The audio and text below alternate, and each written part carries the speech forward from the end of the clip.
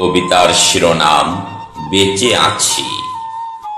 রচনায় কবি এস.এম. নওশের।